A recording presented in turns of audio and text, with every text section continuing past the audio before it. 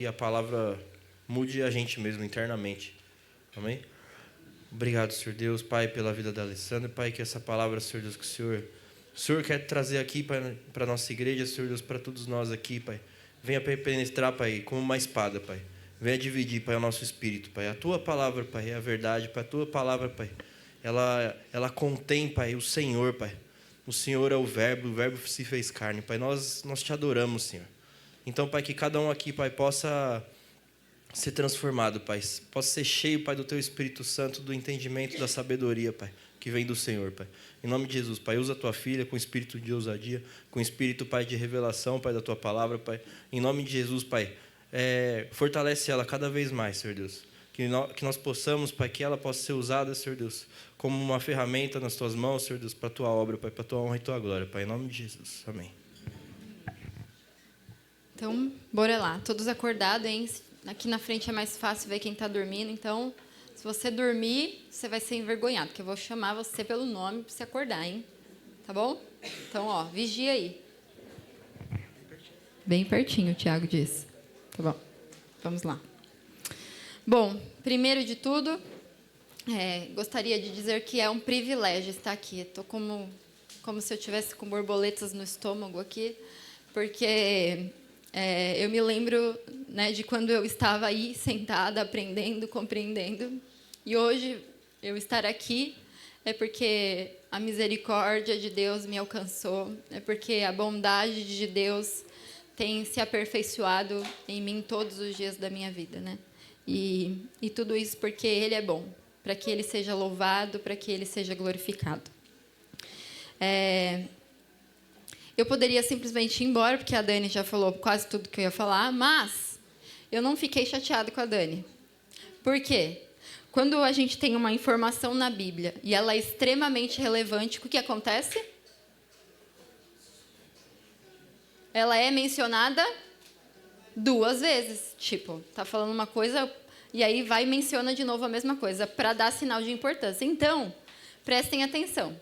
Aquilo que a Dani falou é de extrema importância, porque estava aqui, ó, no que eu vou falar para vocês.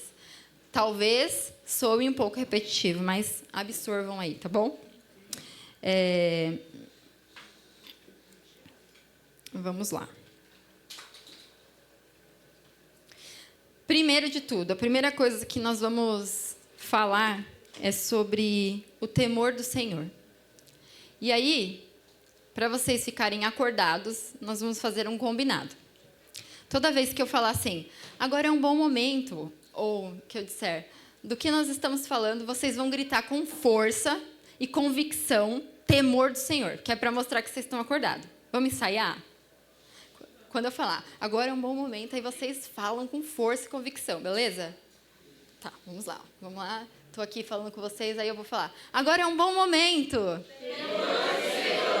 Olha, gente, vocês estão acordados, hein? Estou feliz. Então é isso, ó, vocês entenderam. Quando eu falar agora é um bom momento, ou do que nós estamos falando, alguma coisa do tipo, vocês falem bem forte, com convicção, temor do Senhor. Beleza? Então, combinado. A primeira coisa que eu gostaria de dizer é que o temor do Senhor, né, como o próprio salmista diz, tanto o salmista, né, quanto Salomão, eles nos ensinam que o temor do Senhor é o princípio da sabedoria. Exatamente. E o temor do Senhor, ele também é uma fonte de vida. Provérbios, eu tenho muitos versículos, eu vou falando, vocês vão anotando, depois vocês consultam lá para ver se é verdade, beleza? Assim. Vamos lá. O primeiro versículo é que o temor do Senhor é uma fonte de vida. Provérbios 14, 27. O temor do Senhor é algo que prolonga os nossos dias. Provérbios 10, 27. O temor do Senhor é um lugar de confiança e refúgio. Provérbios 14, 26. Além disso, o temor do Senhor nos ensina a odiar o mal, o orgulho, a arrogância e o mau caminho. Provérbios 8, 13. E nos ensina a andar em retidão. Provérbios 14, 12.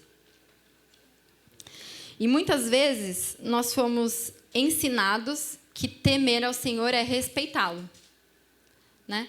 que é reverenciá-lo. Isso também é verdade. Mas o temor do Senhor não está somente nisso, né? Quando a palavra menciona temor lá na Bíblia, tem duas palavras diferentes aqui que eu não vou saber pronunciar aqui. Uma é em hebraico e a outra é em grego. E o significado dessas palavras quer dizer aterrorizado. Então, não é simplesmente um respeito. É você se sentir aterrorizado. Mas é diferente de você sentir medo. A gente vai compreender isso conforme eu vou falando com vocês. E o livro que eu li, que fala sobre o temor do Senhor, o autor ele traz uma experiência que ele teve, e eu achei muito boa, porque foi uma experiência que ele teve aqui no Brasil, quando ele veio... não sei se ele é inglês, eu não sei de onde ele é, mas ele não é do Brasil, isso que importa, tá? E quando ele veio ao Brasil trazer uma mensagem, né, numa conferência brasileira, ele chegou aqui e ele falou que ele estava muito entusiasmado por ter pisado na terra brasileira, né, porque ele ouve falar muito sobre a terra brasileira. E aí ele disse que ele chegou aqui, ele ficou extremamente entusiasmado e ele foi pregar numa conferência. E aí quando ele estava chegando, ele viu que tinha trânsito, que tinha muitos carros, muitas pessoas estavam se dirigindo para aquele lugar. E aí ele falou que ele entra naquele lugar, ele chegou ali e a música era muito boa, apesar dele não compreender, ele disse que os músicos eram bons, que as pessoas que estavam cantando eram muito boas, que elas eram afinadas e que estava tudo muito bom, tudo muito ajustado. E aí ele falou que teve mais de 1h30 de louvor e ele começou a sentir um incômodo. Ele falou, legal, tem várias pessoas aqui, elas estão todas reunidas por um único objetivo, aparentemente. A música é boa, o som é bom, as vozes são boas, mas eu não sinto a presença de Deus. E aí ele se questionou, o que é que está acontecendo? E aí ele começou a observar o que estava acontecendo em volta, né? E ele falou que as pessoas conversavam entre si, que as pessoas levantavam e saíam na rua para comprar coisa para comer e voltava. E era um ambiente de total irreverência, né? E aí ele falou que ele pegou o microfone e ele ficou em silêncio, esperando aquele burburinho acalmar.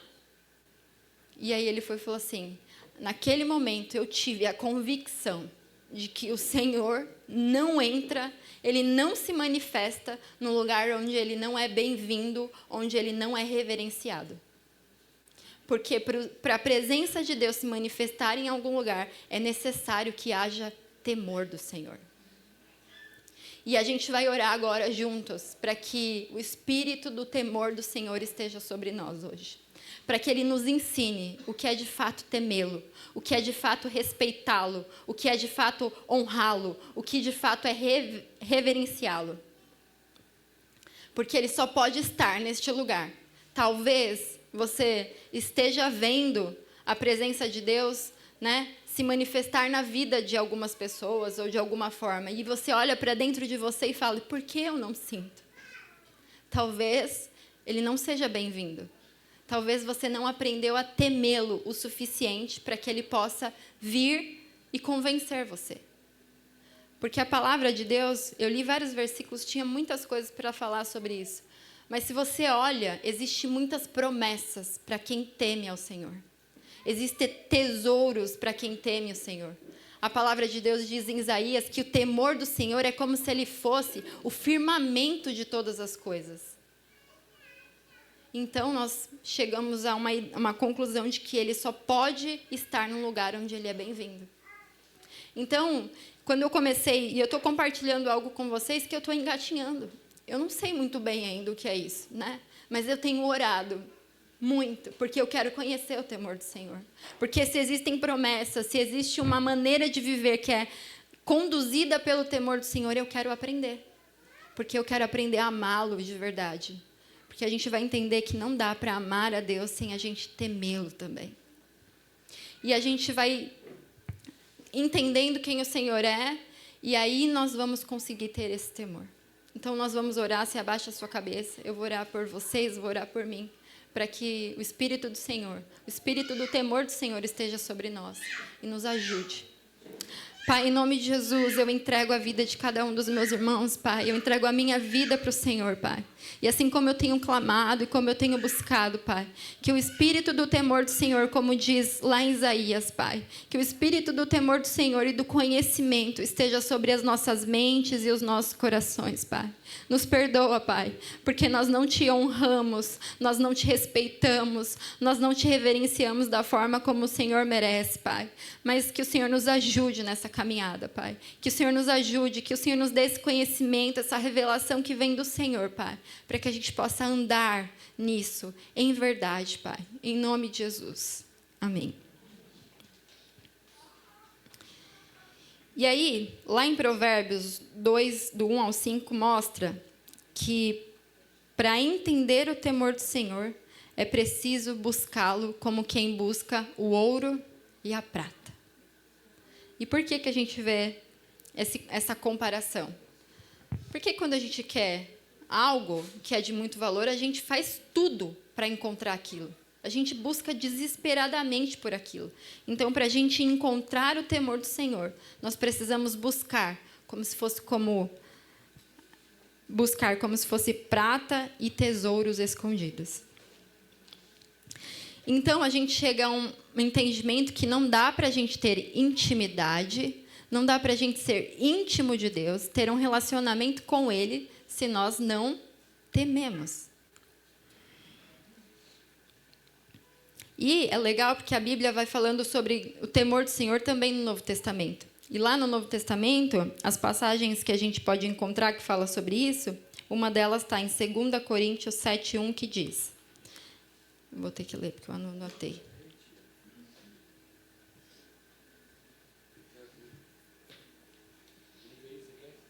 Se possível, pode ser.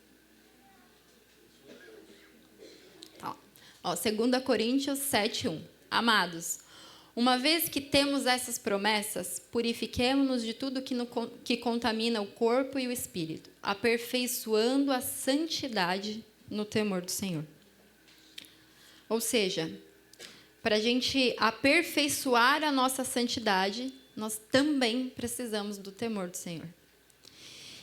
E em Filipenses 2:12 afirma. Afirma aí, Flória.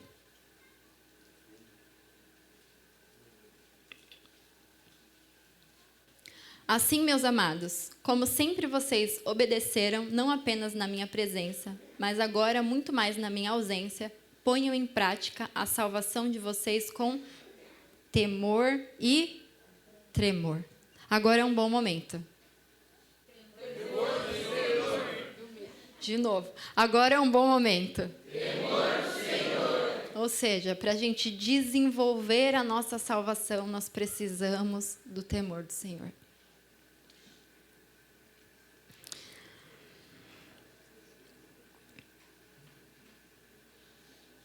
E como eu disse, né, a presença de Deus só é bem-vinda onde Ele é honrado e onde Ele é reverenciado. A presença de Deus, ela não se manifesta onde não há temor. Até na oração que Jesus nos ensinou, Ele disse: Pai, santificado seja o teu nome. Ele estava o quê? Honrando a Deus, ele estava reverenciando quem Deus era. E a verdade é que o nível do nosso temor está diretamente ligado com o quanto nós conhecemos Deus. Né? E por que eu estou falando disso? Porque Isaías, se você começa lá, né, ler o livro de Isaías, ele era um profeta e ele falava as coisas, né, que estavam acontecendo ali no povo. E você percebe que o discurso de Isaías era: ai dos pecadores, ai dos bêbados, ai de todo mundo. Até que ele teve um encontro com a presença do Senhor e ele olha para ele e fala: ai de mim. Então, a partir do momento que Isaías teve um vislumbre de quem Deus era, da grandeza de Deus, ele pôde entender o temor do Senhor e não olhar mais para as pessoas. E aí ele olhou para ele. E ele falou: ai de mim. E a gente percebe também, então para só recapitular, a gente percebe que o temor do Senhor está ligado à nossa santificação, o temor do Senhor está ligado à nossa salvação, o temor do Senhor está ligado ao nosso relacionamento com Ele, né? A desenvolver um relacionamento de intimidade com Ele. O temor do Senhor está relacionado em conhecer a sua grandeza e saber quem Ele é.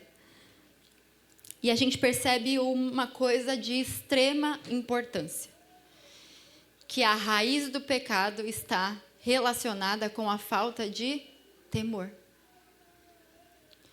Quando a gente abre lá em Êxodo 20, do 18 ao 20.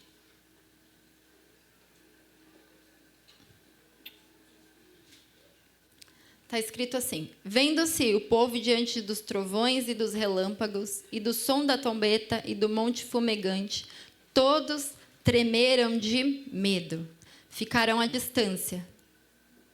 E disseram a Moisés: fala tu mesmo conosco, e ouviremos, mas que Deus não fale diretamente conosco, para que não morramos. Moisés disse ao povo: não tenham medo. Deus veio para prová-los, para que o temor de Deus esteja em vocês e os livre de pecar. Então, nós percebemos que a raiz do pecado está relacionada com a nossa falta de temor. Quando Deus desceu no Monte Sinai e falou com o povo através de trovões, relâmpagos e fogo, a palavra de Deus diz que eles tremeram de medo e não temeram ao Senhor. E aí, quando Deus desceu lá naquele monte, ele tinha a intenção de se relacionar com aquele povo. E por causa do medo, ele falou para Moisés ir lá e ser o intermédio entre ele e aquele povo. Então, o povo ele teve medo e fugiu da presença de Deus. E aí a gente percebe que, mais tarde, isso se torna algo trágico. Porque sem o temor do Senhor, sem a consciência de que o temor do Senhor é o que os livraria de pecar, eles fazem o quê? Eles pedem para Arão fazer um bezerro de ouro. E aí é muito maluco, né? A gente entender isso, porque quando a gente começa a ler essa história, a gente percebe que eles pediram para Arão fazer um ídolo lá, né, para ele. Arão fala que jogou no fogo e saiu aquele bezerro. E aí eles continuam dizendo que aquele bezerro de ouro era Yahvé. Né? Eles continuavam acreditando que aquele bezerro de ouro era o Deus que tinha tirado eles do Egito. Ou seja, naquele momento, aquele povo que não temia o Senhor, que não o conhecia, reduziu a grandeza do nosso Deus à imagem de um ídolo. Né?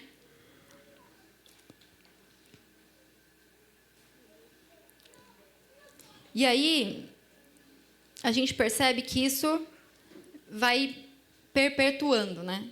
A gente percebe um exemplo bom de Ananias e Safira. Eles pensaram que eles poderiam esconder algo de Deus, né? E aí eles fizeram o quê? Todo mundo sabe a história de Ananias e Safira? Sim? Vou falar rapidinho.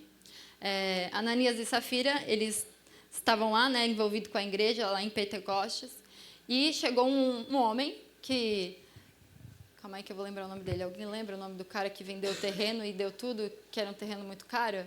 Eu não lembro. Mas, enfim, chegou um cara lá que vendeu um terreno num lugar muito bom, e ele conseguiu muito dinheiro, e ele foi lá e ofertou, né, aquele dinheiro. E aí, Ananias e Safira, eles eram, tipo assim, a elite de quem ofertava. Não tinha ninguém melhor que eles. Eles eram os top. E aí, quando ele viu que aquele homem tinha ofertado algo que era de maior valor, eles falaram, não, peraí, eu preciso vender o meu terreno melhor que eu tenho, ir lá e entregar essa oferta para o Senhor. E aí eles falaram, mas a gente vai falar que a gente vendeu por tanto e a gente vai ficar com um pouquinho para a gente. Porque eles acharam que por eles esconder algo de homens que eram cheios da presença de Deus, eles reduziram a imagem, eles Por acharem que eles poderiam esconder algo de alguém que era cheio da presença de Deus, eles também poderiam esconder de Deus. E mais uma vez, como aquele povo lá do Egito, eles reduziram a grandeza de Deus para um homem, né? Pedro era um homem cheio do Espírito Santo. E eles acharam que, não, se a gente contar para Pedro, ninguém vai ficar sabendo. Mas eles achavam que eles estavam reduzindo novamente a imagem de um Deus gigante, muito grande, a um homem. E aí eles foram lá e tentaram enganar Pedro. Mas o Senhor não permitiu. E eles morreram por causa daquele pecado. E aí a Bíblia conta que por causa daquele pecado, todo aquele povo se tornou, aquele movimento tornou aquela igreja, gerou naquela igreja um temor do Senhor. Eles passaram a olhar para dentro do coração deles e falaram, não dá para a gente esconder as coisas de Deus, né? E isso é algo que a gente precisa entender com cuidado, né? A gente está entendendo que o temor do Senhor é algo que nos abre muitos caminhos, né? E o principal ponto é a gente compreender que Ele só é bem-vindo onde Ele é reverenciado, onde Ele é honrado. E que quando a gente não teme o Senhor, a gente reduz a imagem de um Deus muito grande a coisas, a pessoas, a ídolos, né? A gente tira a grandeza do nosso Deus e reduz a algo muito pequeno. E a gente percebe, né, como eu li para vocês, que o temor de Deus é o que nos ajuda a não pecar contra Ele. E isso é muito importante, porque Ananias e Safira, eles tentaram esconder algo de Deus. E a gente, às vezes, vive dessa forma. A gente vive como se Deus não estivesse vendo todos os nossos atos, como se Ele não estivesse enxergando. Porque eu posso esconder do pastor o meu pecado, eu acho que eu também posso esconder de Deus. Porque eu posso esconder do meu irmão o meu pecado, eu também acho que eu posso esconder de Deus. E, mais uma vez, eu reduzo a imagem do nosso Deus a uma coisa muito pequena. Então, é o temor do Senhor que nos ajuda nessa caminhada, né? É o temor do Senhor. Então, a gente precisa compreender que a Bíblia nos mostra o pecado da maioria dos grandes homens, né? Mostra o adultério de Davi, mostra o pecado, deixa muito exibido o pecado de cada uma dessas pessoas. Porque não dá para esconder algo que Deus já sabe. O pecado precisa ser exposto, porque quando a gente expõe o pecado, a gente se apresenta diante de Deus com o nosso pecado e fala, olha, Deus, eu sou assim, né? Eu tenho esse problema, eu falo mal do meu irmão, eu sou irritado, eu sou bravo, eu sou nervoso, eu tenho inveja, eu tenho orgulho, eu sou mentiroso. Quando a gente expõe o nosso pecado diante de Deus, com um coração quebrantado, com temor, a gente encontra graça, a gente encontra misericórdia, a gente encontra verdade. Então, a gente precisa buscar ansiosos por esse temor, para que Ele possa conduzir a nossa vida da melhor forma. E aí, uma coisa que a Dani comentou é que a falta de temor, ela faz com que a gente se acostume com a presença de Deus, né? Ela usou o exemplo das amigas dela, e o exemplo que eu tinha colocado aqui é quando a gente começa a se aproximar de alguém, né? A gente faz amizade com uma pessoa, você convida ele para ir na sua casa, e aí você faz a questão de quê? De receber ele da melhor forma, né? Você prepara uma comida, você prepara a casa, arruma a casa, você faz tudo bonitinho para o seu convidado.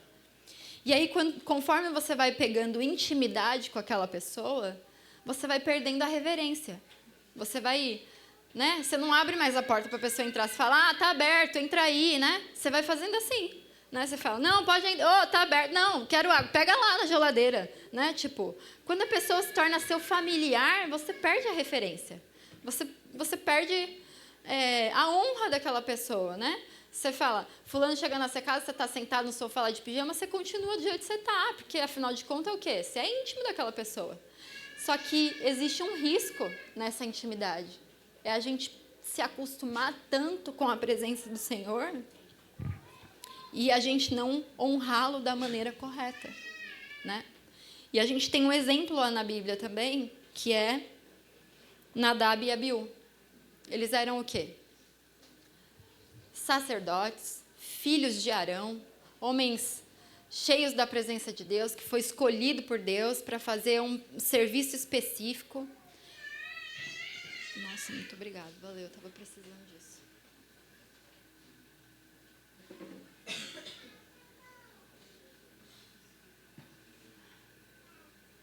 Mais perto. Assim. Tá bom.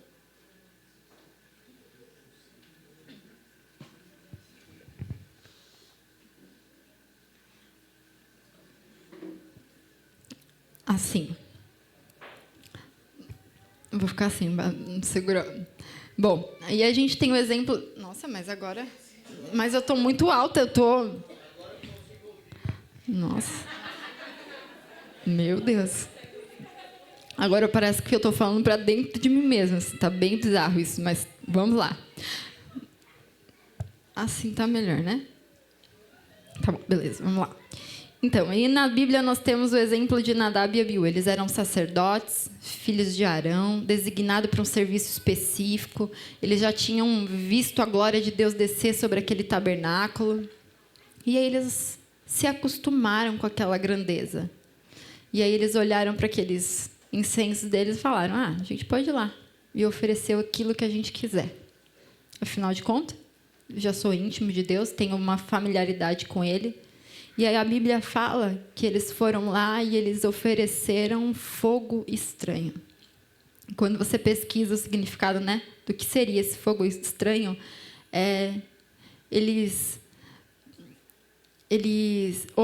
fogo estranho, profano, né? Que seria esse fogo profano é algo que é sem honra, aquilo que não é sagrado, né? E foi isso que eles ofereceram para Deus.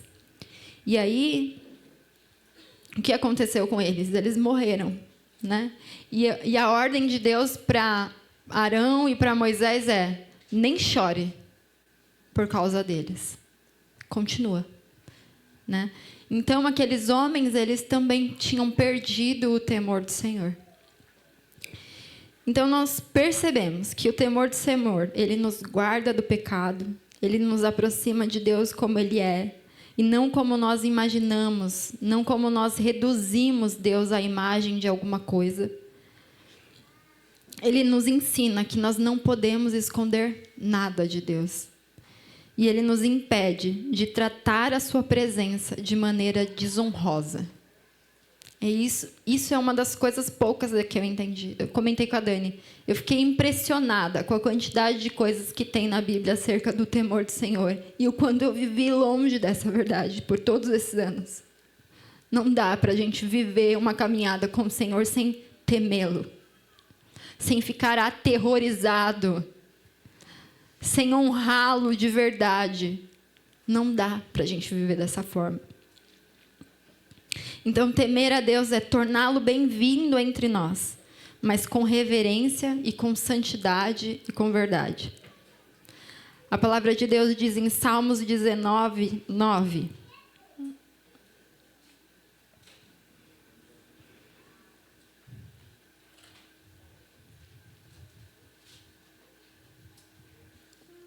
O temor do Senhor é puro e dura para sempre. As ordenanças do Senhor são verdadeiras. Todas elas são justas. Ou seja, o temor do Senhor dura para sempre.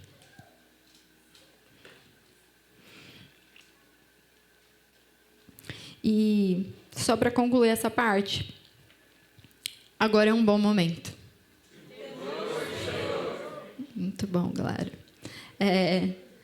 Então, não importa o quanto a gente tente ficar longe do pecado.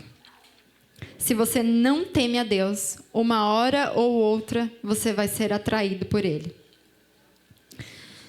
E é por isso que nós não vencemos o pecado. Nós não conseguimos vencer o pecado porque nós não tememos ao Senhor. E a coisa mais importante é, nós não podemos amar a Deus verdadeiramente e desfrutar de intimidade com Ele, até que primeiramente o temamos. E quando falamos do temor do Senhor, estamos falando de algo que surge dos corações e se manifesta nas ações. É por isso que o temor do Senhor não dá para ser fingido. Porque o temor do Senhor, ele nasce no nosso coração. É uma coisa que nasce de dentro para fora.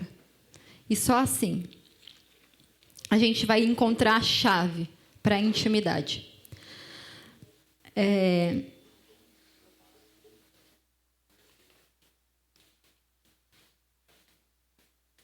Eu não anotei o versículo, mas quem leu o devocional lá, viu que eu anotei que o temor do Senhor está reservado, né? Aliás, o segredo da intimidade está reservado para aqueles que temem o Senhor.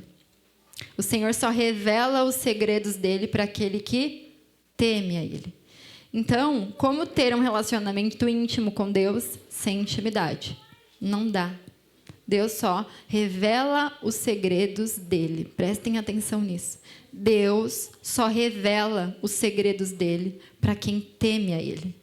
O segredo da intimidade está em temer o Senhor. Então, nós só vamos poder desfrutar de um relacionamento íntimo com Deus quando nós aprendemos a temê-lo.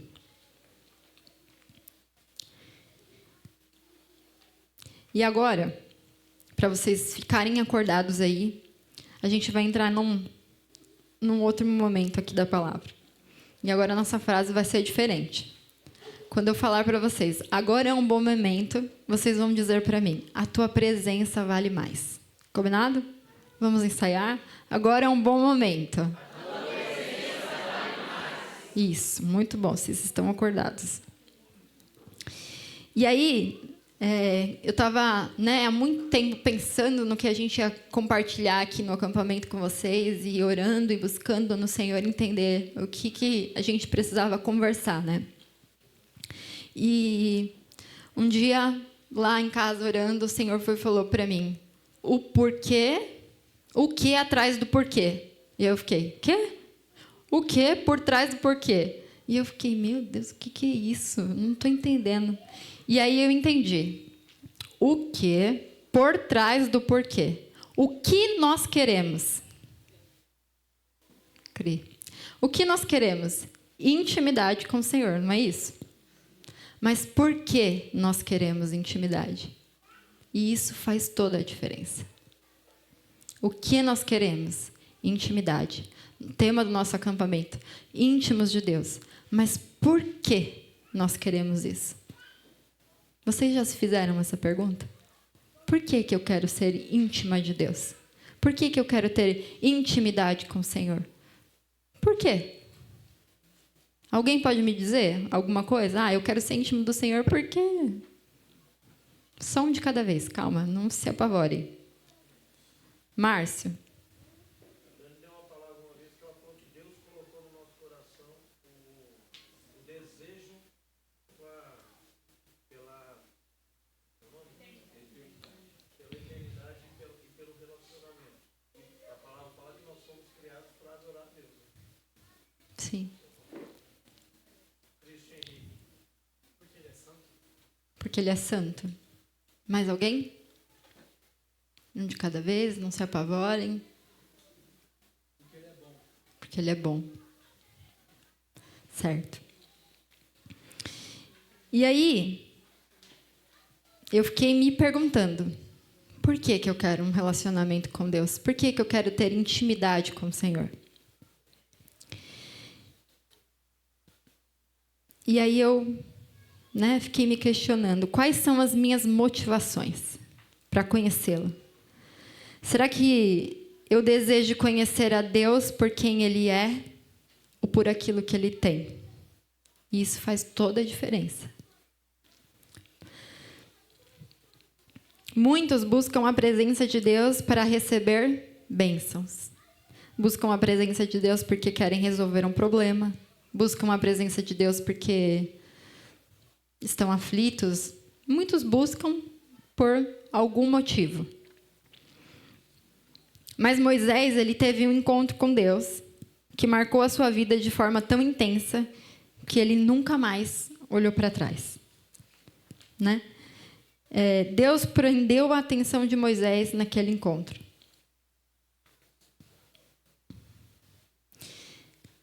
E Moisés carregava dentro do coração dele um anseio profundo de morar na presença de Deus. Esse era o anseio de Moisés. Aquela mesma presença que ele viu na sarça ardente, era isso que ele queria todos os dias da vida dele. E isso era o que diferenciava Moisés do povo de Israel. Se Deus tivesse levado, né, nós entendemos o que Deus fez com o povo de Israel. Deus tirou eles lá do Egito, da escravidão, né, e eles ficaram 40 anos percorrendo o deserto até que eles chegassem à Terra Prometida. Por quê? Porque Deus sabia que se ele tivesse levado aquele povo, né, daquele jeito que eles saíram do Egito, direto para a Terra Prometida, eles iriam amar mais a Terra Prometida do que a presença de Deus. Então, só quando a gente tem um encontro verdadeiro com a presença de Deus, assim como Moisés teve, é que nós vamos entender, compreender que Ele é mais maravilhoso do que as bênçãos que Ele tem. E o povo de Israel, eles achavam que tudo se resumia a herdar a terra prometida. Mas era muito mais que isso. O anseio do coração do Senhor era por intimidade. Era para que eles se relacionassem. Deus desejava ser requerido. Ele dava passo em direção ao povo de Israel. E eles fugiam. Eles não respondiam ao chamado de Deus. E é isso que eu falei para vocês no primeiro dia. Quando Deus dá passos em nossa direção, nós temos que responder a esse chamado. Porque se a gente não responde, Ele para. Mas se a gente responde, Ele continua a falar com a gente. Mesmo depois que Adão pecou, lá no Jardim do Éden, quando o Senhor chegou para perguntar para ele onde que ele estava, ele não chegou lá no jardim condenando o Adão, falando, nossa, olha o que você fez. Ele chegou lá no jardim e perguntou, onde você está? Porque o desejo de Deus permanecia o mesmo, ter relacionamento, intimidade com Ele.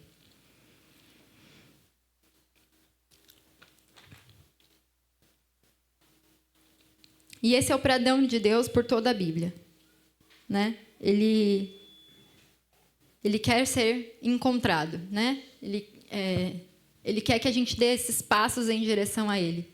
E talvez o que impede a gente de ter esse relacionamento com Ele, uma das coisas que eu coloquei lá no nosso devocional é que talvez a gente não tenha fome de verdade pela presença de Deus.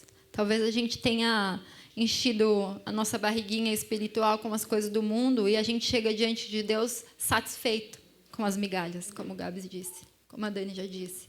Satisfeito. Então, a gente já não tem mais aquele anseio, aquela fome por conhecer o Senhor, aquele desejo genuíno de saber quem Ele é. E hoje, se você olhar para dentro de você, em que grupo você se encontra? Por que você quer buscar intimidade com o Senhor? Em que grupo você está? Você quer buscar intimidade com o Senhor porque você quer as bênçãos dEle ou porque você quer a presença dEle ou porque você quer Ele por quem Ele é? Isso faz total diferença. Em que grupo nós estamos? Né? E, mais uma vez, quando eu olhei para dentro de mim, eu compreendi. Quando meu filho estava doente lá no hospital, por que eu buscava Deus? Porque eu queria a cura. Eu queria a cura do meu filho, é por isso que eu buscava Deus. Então, eu estava procurando a Deus, porque eu queria as bênçãos que Ele tinha para me dar. Isso é errado, gente? Não, não é errado. Mas nós precisamos ter um anseio maior, que é buscar a Deus por quem Ele é. Porque Ele é um Deus santo, porque Ele é um Deus poderoso, porque Ele é digno do nosso anseio. É por isso que nós temos que buscá-lo. É por isso que nós temos que desejar ter intimidade com Ele. E aí, quando eu estava, talvez, num dos piores momentos que eu já vivi na minha vida, sem esperança nenhuma, né, com um sentimento de dor, de morte. Foi quando eu perdi um bebê. Eu não tinha outra escolha. Eu tive que buscar a Deus por quem Ele era. Eu tive que buscar a Deus porque Ele era um bom pai, porque Ele tinha bons planos. Eu tive que buscar a face de Deus. E quando a gente busca a Deus dessa forma, a gente experimenta algo que é extremamente maravilhoso. Extremamente maravilhoso. Eu já compartilhei com vocês que eu experimentei a bondade de Deus nesse processo de uma forma incrível, né? Deus, ele não só curou aquela minha dor física, né? Assim, daquela perda, mas Ele promoveu uma série de curas dentro de mim, né? E eu estava estudando coisas que para mim não fazia sentido, e eu comecei a estudar sobre cidade de refúgio, e comecei a estudar sobre Gileade, e comecei a estudar sobre tantas coisas, e aquilo não fazia nenhum sentido na minha cabeça. Eu falava, meu Deus, por que o Senhor está me levando para buscar essas coisas? E aí, num belo dia, eu estava, nem lembro onde que era que eu estava, mas eu estava. E aí, Deus usou mais uma vez a vida da Arcilene para falar comigo. E ela encaixou. A Arcilene tá nas nossas vidas sempre, na minha e do Gabriel, vocês estão vendo, né, gente? Glória a Deus pela vida da Arcilene. Se vocês não são amigos da Arcilene, sejam amigos da Arcilene, por favor. Mas estejam prontos, viu? Que ela é mansa, igual uma mula, viu? Estejam prontos. Não é verdade, gente? Quem pode dizer que isso é verdade? É verdade, ó, viu? Tá vendo, né? Não tô contando nenhuma mentira, viu, Sirlene? Mas sejam amigos dela. É muito legal ser amigo da Sirlene, gente. É sério. Sejam amigo dela. Prepare para a sinceridade. Se você não aguenta a sinceridade, é melhor ainda você ir lá falar com a Sirlene, porque você vai ouvir umas pauladas, aí você vai ter que se consertar. Ser curado, isso, exatamente. Mas, enfim, voltando aqui. Quando eu estava naquele, né? Tentando vencer aquele sentimento, aquela coisa dentro de mim, Deus usou a vida da Arcilene para encaixar as peças do quebra-cabeça que estava tudo fora de ordem, né? E Ele não promoveu só uma cura pela perda, né, de um bebê, mas Deus me curou de uma bastardia que eu não sabia que existia. Ele derramou óleo de Gileade. E Ele me colocou numa cidade de refúgio, que era para eu saber que ali existia graça e misericórdia para mim, independente dos meus pecados. Foi isso que Ele fez comigo. Então, quando eu busquei o Senhor, eu falei, tá bom, eu perdi já tudo, eu não tenho mais nada. Então, eu busquei o Senhor e eu encontrei refúgio. Eu encontrei um óleo de Gileade que levou a minha bastardia embora. E Deus falou para mim, calma, você é filha, você pertence a esse lugar. Você faz parte dessa família. Não tem nada de errado. Essa perda não define quem você é. Mas eu estou te curando por completo dessa situação que você nem sabia que existia aí. Então, quando a gente busca verdadeiramente... Calma, gente, é só os bichos. Quando a gente busca verdadeiramente a presença do Senhor, a gente encontra. E aí a gente percebe que a presença dEle é muito mais maravilhosa do que as bênçãos que Ele pode nos dar. Calma aí, vamos voltar aqui.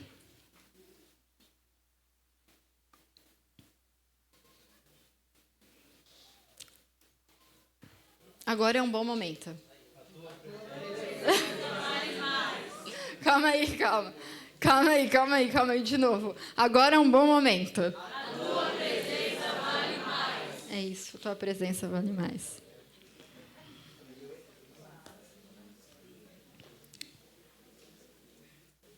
Por quê? Agora vamos lá. Por que a presença dele vale mais?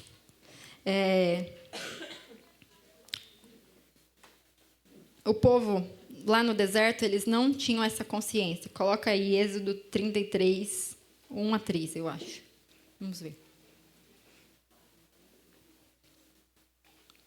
Depois o Senhor ordenou a Moisés: saia deste lugar, com o povo que você tirou do Egito, e vá para a terra que prometi sob juramento a Abraão, a Isaque e a Jacó, dizendo: eu darei a sua descendência. Mandarei à sua frente um anjo e expulsarei os cananeus, os amorreus, os hititas, os fariseus, os aveus, os jebuseus.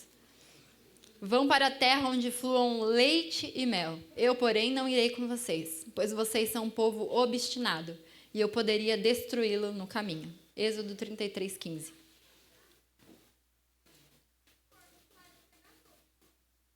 Então Moisés lhe declarou: se não fores conosco, não nos faça sair daqui.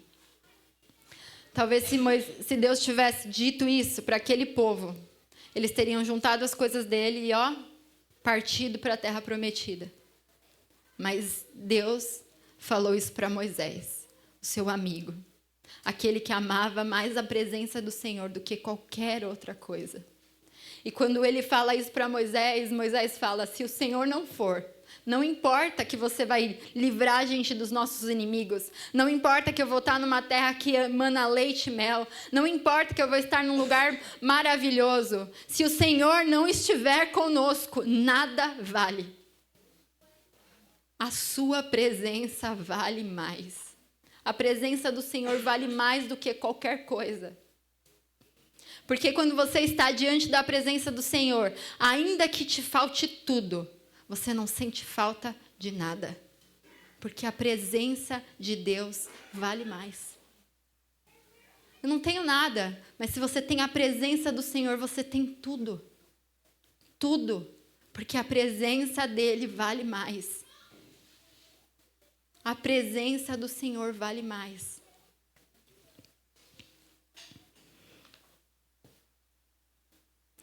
E se a gente tem a motivação errada, a gente não vai chegar nesse lugar de intimidade. Isso é um ponto muito importante.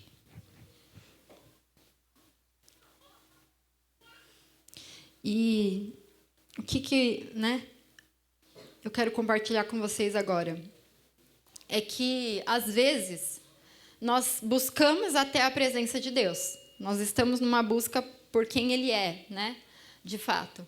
Mas até nisso a nossa motivação pode ser errada, E na Bíblia fala de um homem chamado Simão, lá em Atos 8, do 9 ao 24.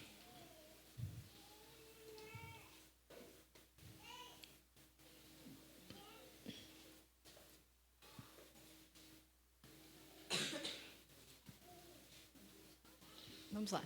Um homem chamado Simão vinha praticando feitiçaria durante algum tempo naquela cidade, impressionando todo o povo de Samaria. Ele se dizia muito importante. E todo o povo, do mais simples ao mais rico, dava-lhe atenção e exclamava: este homem é conhecido como o grande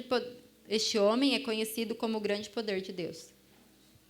Eles o seguiam, pois eles haviam iludido com a sua magia durante muito tempo. No entanto, quando Filipe lhes pregou as boas novas do reino de Deus e deu o nome de Jesus Cristo, creram nele e foram batizados tanto homens como mulheres. O próprio Simão também creu e foi batizado. Ele seguia Filipe. Percebam que o próprio Simão também creu e também foi batizado. Ele seguia Filipe por toda parte, observando maravilhados os grandes sinais e milagres que eram realizados. Os apóstolos em Jerusalém, ouvindo que Samaria havia aceitado a palavra de Deus, enviaram para lá Pedro e João. Estes, ao chegarem, oraram para que eles recebessem o Espírito Santo, pois o Espírito ainda não havia descido sobre nenhum deles. Tinham apenas sido batizados em nome do Senhor Jesus. Então Pedro e João lhes impuseram as mãos e eles receberam o Espírito Santo. Vendo Simão que o Espírito era dado com imposição de mãos aos apóstolos, ofereceu-lhes dinheiro. E disse: dei-me também esta autoridade, para que a pessoa em quem eu impuser as mãos receba o Espírito Santo. Pedro respondeu: pereça você com o seu dinheiro. Você pensa que pode comprar o dom de Deus com dinheiro? Você não tem parte nem direito algum neste ministério, porque o seu coração não é reto diante de Deus. Arrependam-se, portanto, dessa maldade e ore ao Senhor, Talvez ele perdoe tal pensamento do seu coração. Pois vejo que você está cheio de amargura e preso pelo pecado. Simão, porém, respondeu: orem vocês ao Senhor por mim, para que não me aconteça nada do que lhe disseram. Então, a gente percebe aqui que Simão, ele era um mágico, né? Ele fazia, né? Adivinhava lá o caminho das pessoas, mas ele encontrou os apóstolos lá, e aí ele percebeu que existia algo diferente. E ele creu naquilo que aqueles apóstolos estavam pregando e levando. E aí ele foi batizado. E depois ele viu quando Pedro e João vieram, o que Pedro e João faziam através do Espírito Santo de Deus. E aí ele foi e falou: o quê? Me vende isso aí, né? Eu quero comprar isso, né? E qual era a intenção de Simão? Ele queria se promover através do Espírito de Deus. Ele não queria a presença do Senhor. Ele queria se autopromover. Então a gente tem que tomar cuidado até nisso, porque a nossa motivação pode ser errada. A gente pode estar buscando o Senhor com motivos errados.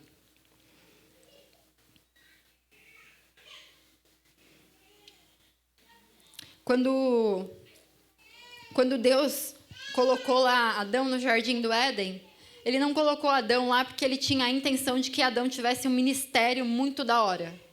Ele colocou Adão lá no jardim porque ele tinha um anseio de ter intimidade com Adão. Esse era o objetivo. Não era para que Adão fosse um bom orador, um bom pregador, um bom qualquer coisa. Era para que ele tivesse um bom relacionamento com o Criador. Esse era o objetivo do Senhor. E aí,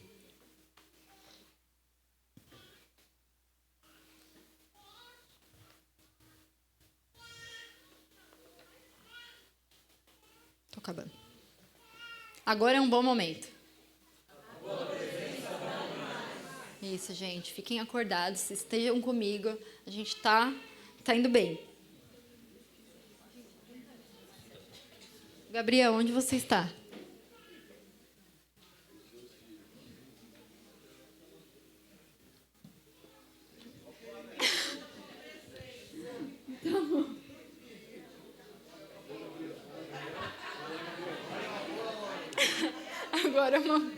Agora é uma boa hora, gente. Bom, tá bom, deixa pra lá, né? Vamos voltar aqui. Beleza. E aí, o texto é grande, esse aqui eu não vou ler, mas é só para vocês entenderem o conceito. É o mesmo, né? É o mesmo conceito de usar a presença de Deus para se promover. E quem fez isso foi Balaão, né? Balaão, ele... Gabriel voltou. Agora é uma boa hora, Bê. Pietro acordou? Tudo bem. Gente, é que eu tô morrendo de frio. Eu não sei nem se eu consigo continuar falando. Eu preciso de uma blusa. Eu preciso de uma blusa de frio. É isso. Vamos lá. Voltem aqui comigo. Voltem aqui comigo, gente.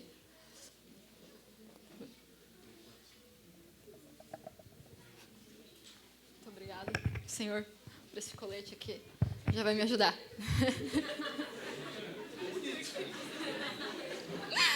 Foco aqui, galera. Foco. Não reparem na minha roupa. Foco aqui. Foquem aqui comigo, vai. Agora é um bom momento.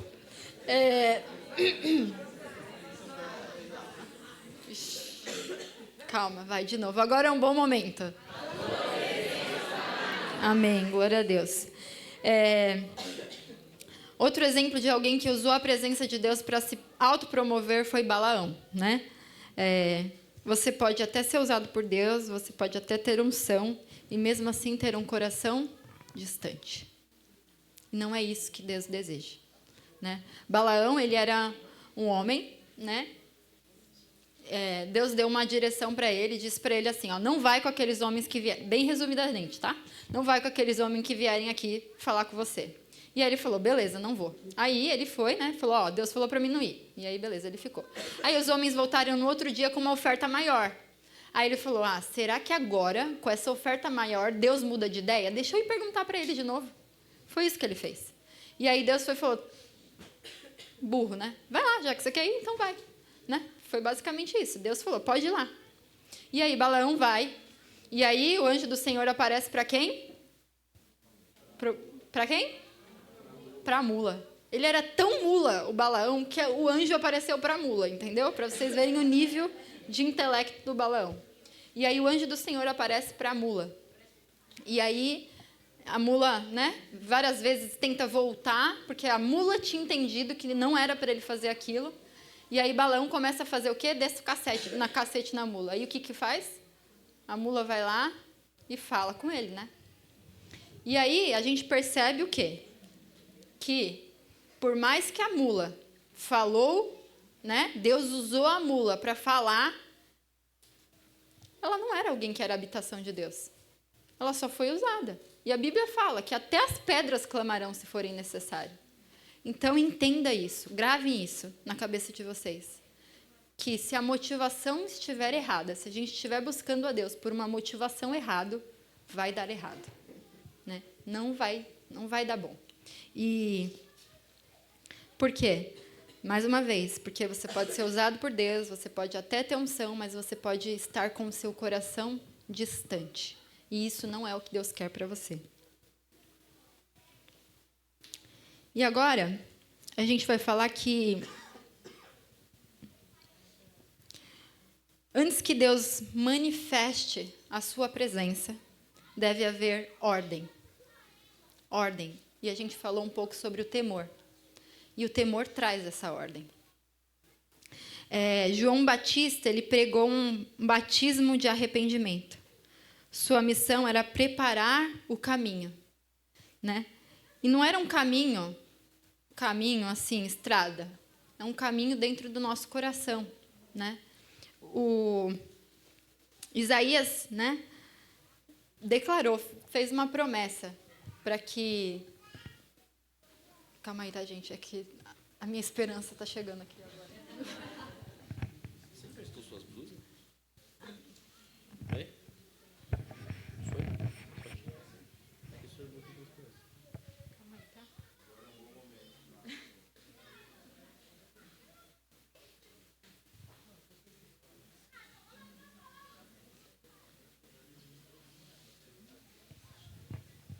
Varoa de gelo.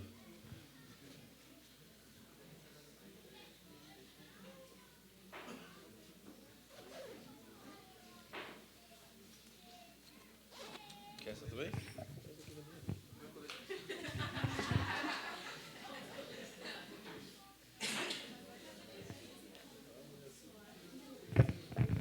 Pronto, gente. Agora sim. Agora eu tô aquecida. Quer a luva também? Não. A luva não precisa. Tá congelada, tá? Tá congelada. Foi só uma só. Meu Deus. Põe essa aqui, ó, do Vergonha em microfone. público. Não, calma, minha filha. Ó, presta atenção. Vira. Eu que tenho que virar a mão? Essa luva aqui é chique. Ela já veio com o formato ideal. Gente, É as luvas agora genéricas vocês vão ver igual. do Braz. Tá. E agora? Bom, acho que agora é um bom momento.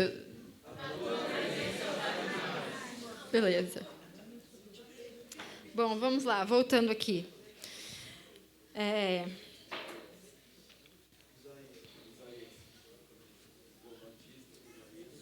Vamos lá. Antes que Deus manifeste a sua glória, deve haver ordem divina, né? João Batista pregou um batismo de arrependimento. A sua missão era preparar o caminho, nivelar o solo dos nossos corações para que Jesus viesse. Lá em Marcos 1:3, Marcos 1:3 e Lucas 3, 4, 6 e Isaías, eu não anotei a referência aqui, não precisa abrir não, Florinha. está dizendo assim: prepare o caminho do Senhor, endireitai as suas veredas.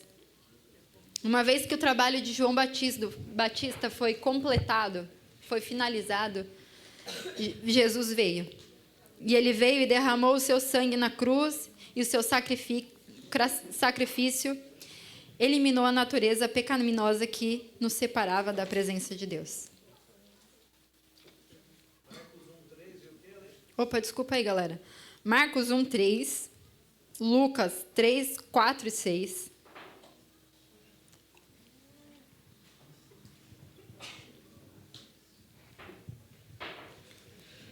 Então, depois que o trabalho de João Batista foi cumprido, Jesus veio. Ele derramou o seu sangue na cruz e o seu sacrifício eliminou a natureza pecaminosa que nos separava da presença de Deus. Agora vemos que, no dia que Jesus se entregou, o que aconteceu com aquele templo? Lá em Jerusalém, quando Jesus morreu, quando ele bramou naquela cruz, está consumado. O véu foi rasgado. Exatamente.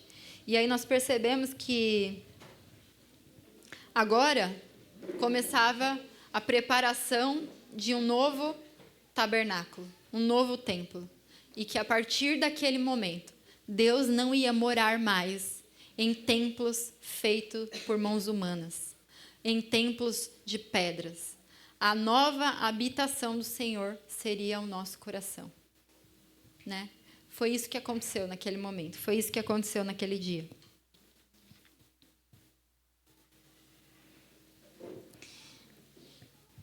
E aí Deus se preparava então para se mudar para a sua habitação original. E aí ele fala assim, em Ezequiel 11:19.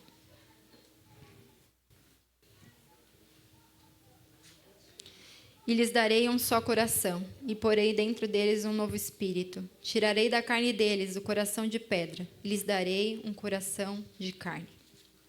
E então, lá no dia de Pentecostes, eles foram batizados com fogo.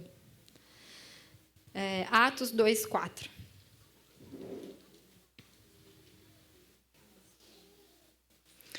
Todos ficaram cheios do Espírito Santo e começaram a falar em outras línguas, conforme o Espírito os capacitava.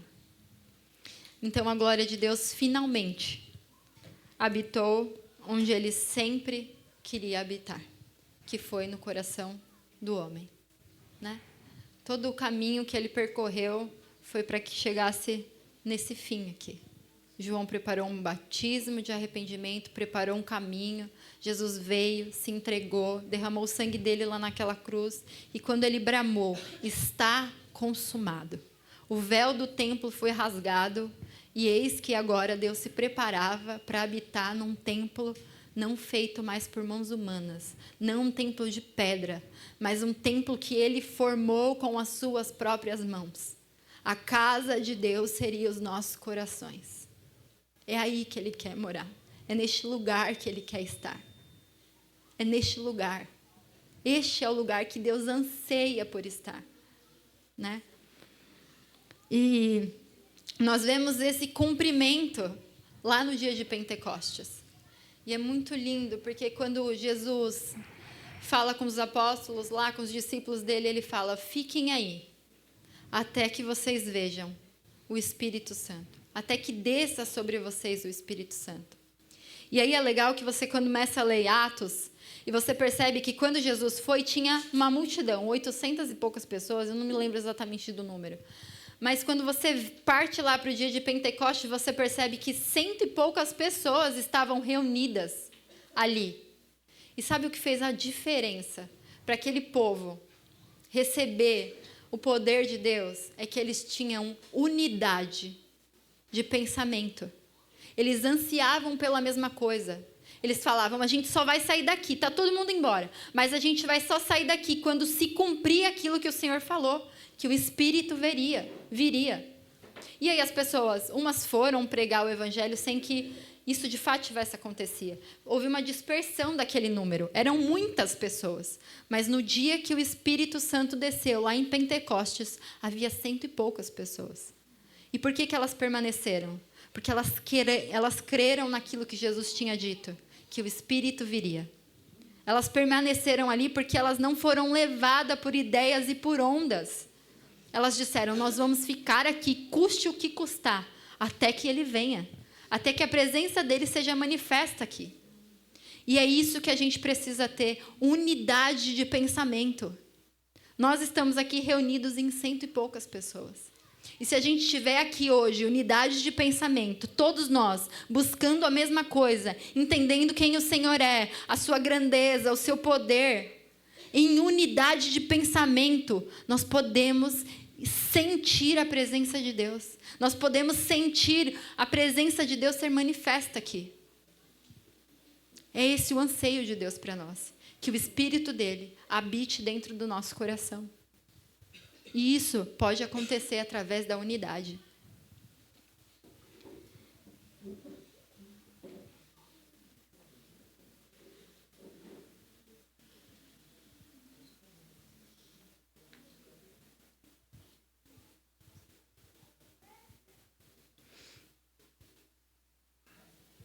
Então, para completar essa frase, essa parte aqui que a gente falou, tudo começa com arrependimento. Então, para ver, a gente percebe esse padrão, né? O que aqui eu acabei de falar, que antes que a presença de Deus se manifeste, antes que a glória dele seja manifestada, deve haver ordem, né? E isso é um padrão bíblico, né? Quando Deus pediu para Moisés construir o tabernáculo foi feito, tudo em ordem, conforme as prescrições de Deus, tudo exatamente do jeito que ele tinha pensado. E quando tudo estava pronto, em ordem, o que aconteceu? A glória do Senhor veio sobre aquele lugar. E no templo de Salomão foi a mesma coisa. Salomão construiu o templo exatamente como Deus havia pedido. E aí, quando tudo estava pronto, o que aconteceu? A glória de Deus desceu novamente. E aí aconteceu a mesma coisa lá em Atos. Quando tudo estava em ordem, a glória de Deus desceu novamente. Então, se tem alguma coisa no seu coração que está em desordem, você precisa colocar em ordem. Ter unidade de pensamento, ter mesmo propósito, para que a glória de Deus se manifeste na sua vida. Sem ordem, não há presença de Deus.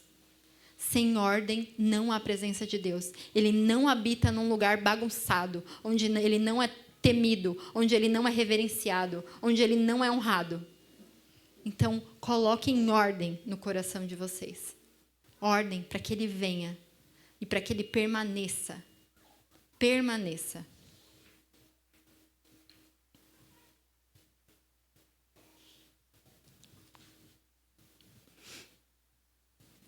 E sobre quem nós estamos falando? Todo o nosso anseio é por Jesus. Todo o nosso anseio deve ser por Ele. A Bíblia fala lá em Apocalipse que a visão que João teve do trono, né? E ele fala assim que... Agora não dá para eu pegar minhas folhas, gente. Eu vou ter que me desfazer aqui da minha luva que estava me aquecendo. Vou pegar minhas folhas e entender o que eu tenho que falar ainda.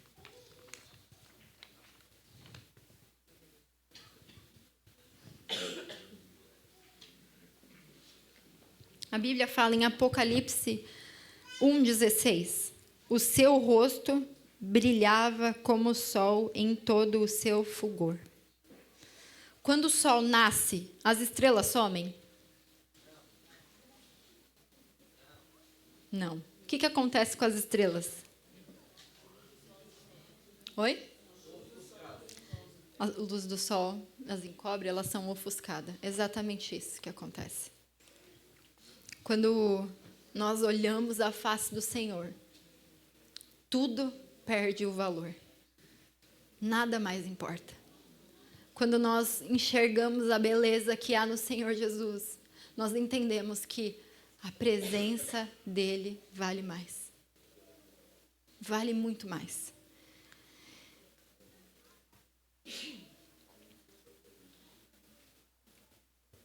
E uma coisa que o Senhor falou muito no meu coração é que eu estava preparando, né, as coisas aqui para o acampamento, e aí você começa a olhar para dentro do seu coração, né? É uma coisa que a gente precisa aprender a fazer às vezes. A gente olha muito para a Bíblia como se ela fosse a terceira pessoa, como se ela tivesse sido escrita para a terceira pessoa do singular. Nunca é para mim, é sempre para o outro, né? Mas a gente tem que olhar e entender que a Bíblia é na primeira pessoa. Ela foi feita por mim. As coisas que eu fiz, eu, Alessandra, fiz, foi que colocaram Jesus naquela cruz. As coisas que a gente se entretém hoje, que a gente usa por entretenimento, foram que colocaram ele naquela cruz.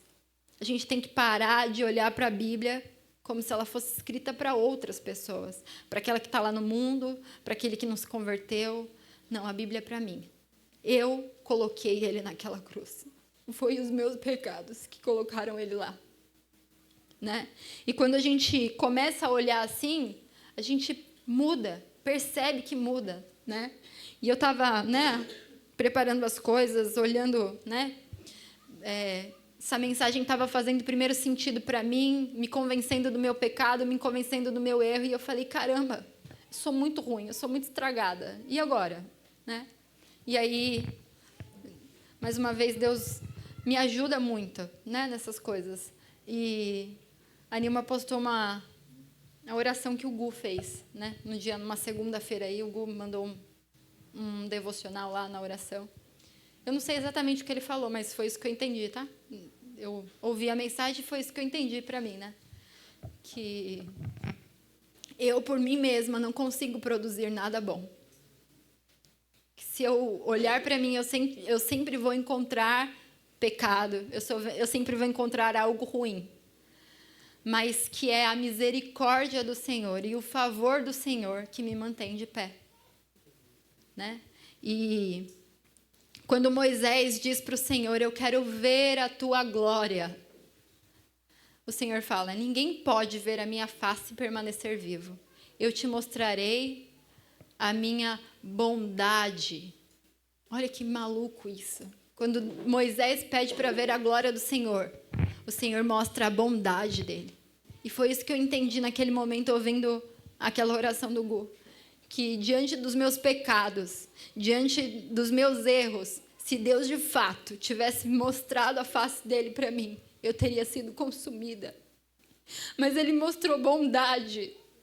E em Salmos diz que bondade e misericórdia me seguirão todos os dias da minha vida. A palavra diz que a razão de eu e você não sermos consumidos não é porque nós somos muito bons. É porque as misericórdias do Senhor se renovam a cada manhã. Nada que você faça pode produzir algo bom em você. A única razão de você não ser consumido é porque Ele é bom em sua totalidade. Totalidade. Você não pode amar ninguém se você não aprender a amar com Ele. Você não pode ser bom se você não aprender a ser bom com Ele. Você não pode fazer nada se não for através dEle. Porque a palavra de Deus diz que sem Ele, nada podemos fazer. Então, você precisa dEle para tudo. Então, quando a gente olha para esse Jesus, para esse rosto que brilha mais do que o sol, que todas as coisas são... A palavra de Deus diz que quando Ele vier... O sol vai até perder o seu valor por conta da sua face, que brilhará mais que o sol. Esse é o nosso Jesus. Ele é grande em poder, em honra e glória. Ele deve ser reverenciado porque Ele é santo, porque Ele é maravilhoso, porque Ele é digno da nossa vida, porque Ele é bom, porque Ele é um Deus forte. Ele é o príncipe da paz, Ele é o rei dos reis, Ele é Senhor dos senhores. Ele nunca muda. Esse é quem Ele é. E é por isso que a gente segue Ele, porque Ele é muito bom. Porque Ele é incrível. Esse é quem Deus é. Mas a gente continua sendo falho. A gente continua sendo pecador. E a única razão de não sermos consumidos é a sua bondade e a sua misericórdia que nos segue todos os dias das nossas vidas. Essa é a única razão. Então a gente pode correr para Ele. A gente não precisa fugir mais da sua presença. Quando Adão se escondeu naquele jardim, ele estava tentando se esconder da presença de Deus. Ele tentou até cobrir a sua vergonha e a sua nudez pela sua própria força. Mas a gente não precisa mais correr dele. A gente precisa correr para ele. Porque sem ele, nós não podemos vencer os nossos pecados. Sem o temor do Senhor, nós não podemos vencer o pecado. Nós precisamos dele para tudo. Para tudo. E agora eu gostaria de compartilhar com vocês, nós estamos acabando, gostaria de compartilhar com vocês Atos 20.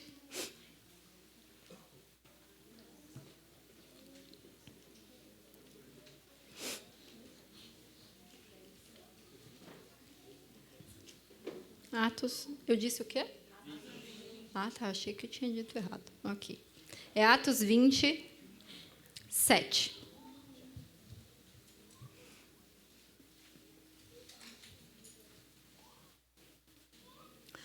No primeiro dia da semana, quando nos reunimos para partir o pão, Paulo falou aos irmãos, e porque iria embora no dia seguinte, continuou falando até a meia-noite.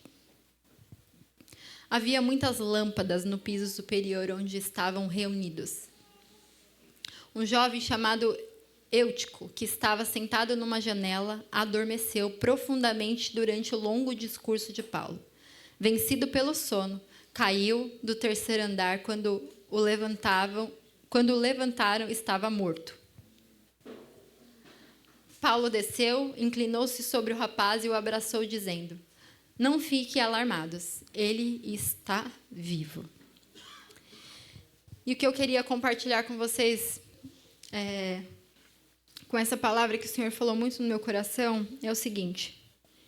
Esse rapaz, Eutico, ele estava num lugar reunido com as pessoas que falavam sobre a palavra de Deus, né? Ele estava ali reunido. E é legal que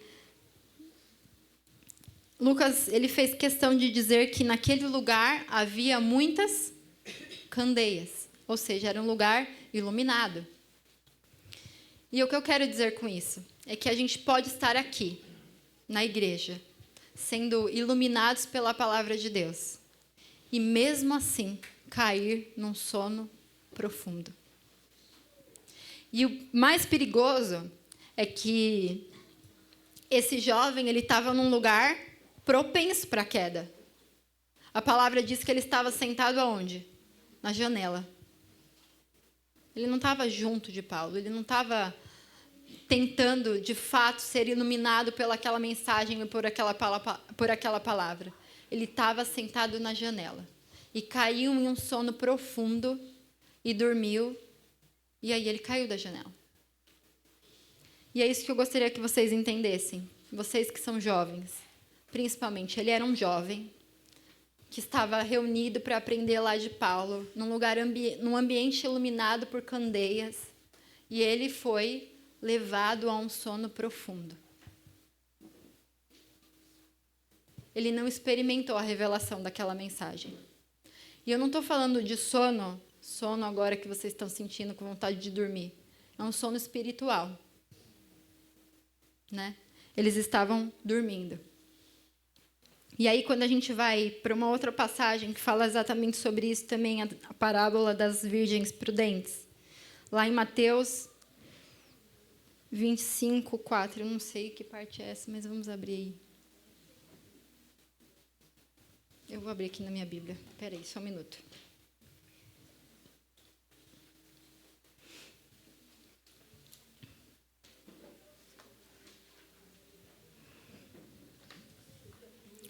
Vamos lá começar. Vou ler aqui só o primeiro versículo. Mateus 25, diz: o reino dos céus será, porém, semelhante a 10 virgens que pegaram suas candeias e saíram para encontrar-se com o noivo.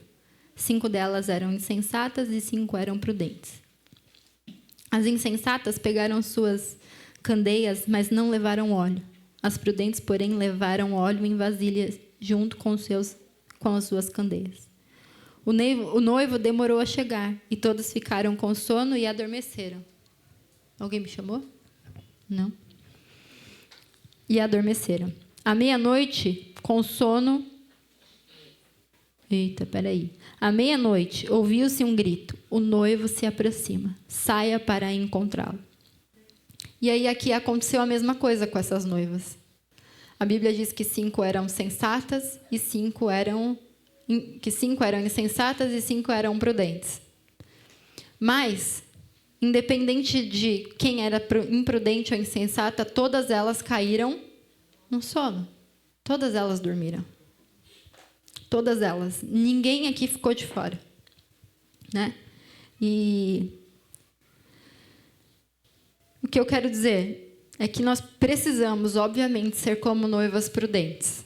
Né? Nós precisamos estar atentas para a volta do nosso noivo.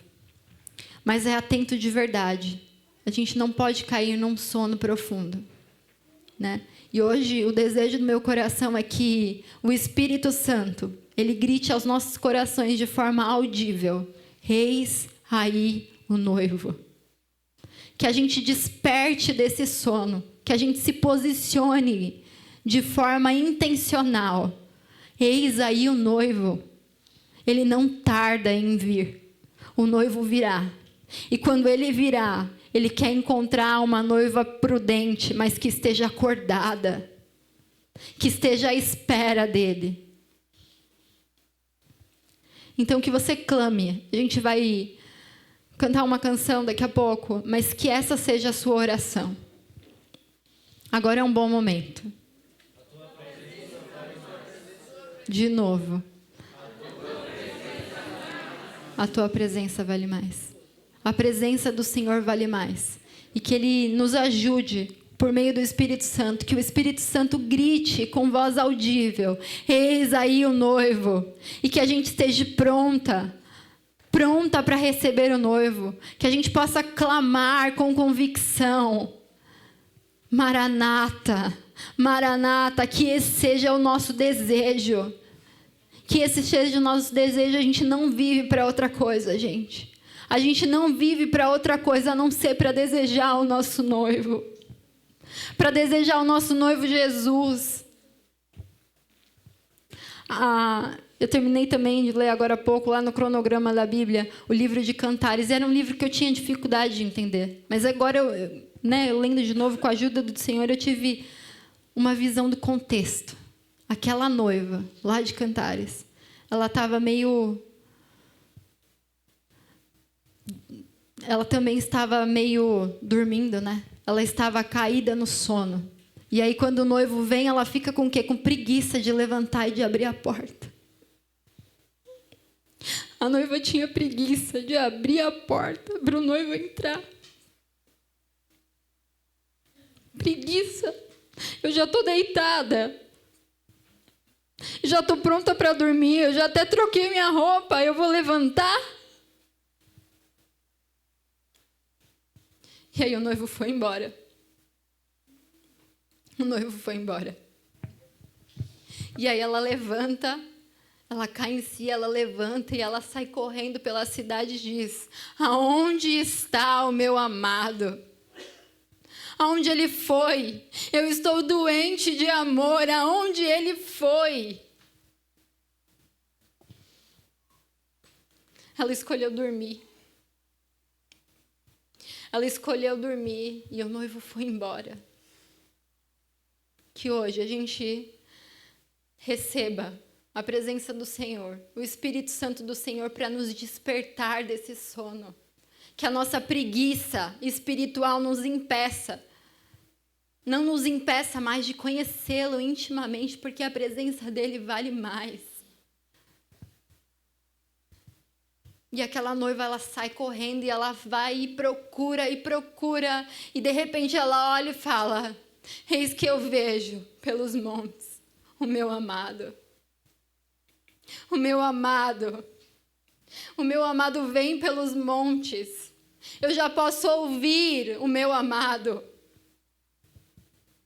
É isso que esse livro explica, basicamente.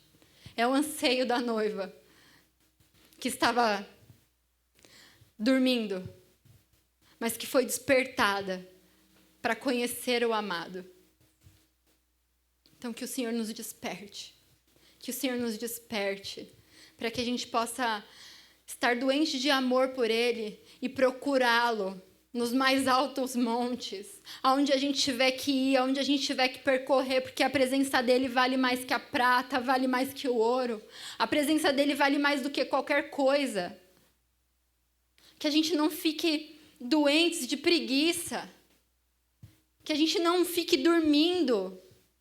Que a gente saia da janela. Aquele jovem que dormiu, ele estava num lugar propenso para a queda. Saia dos lugares propensos para a queda. Não fique brincando com o pecado. Saia de lugares que é propenso para que você caia, para que você fique longe dessa presença. Não fique brincando, não fique flertando com o pecado. Que o Espírito Santo hoje seja uma voz audível dentro do nosso coração. Eis aí o noivo. Eis aí o noivo. Eis aí o noivo. E que a gente possa ser como a corça que fala lá no Salmos 42. Como a corça que anseia por água.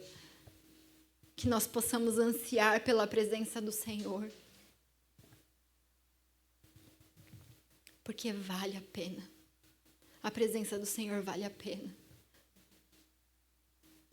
Amém? Joy.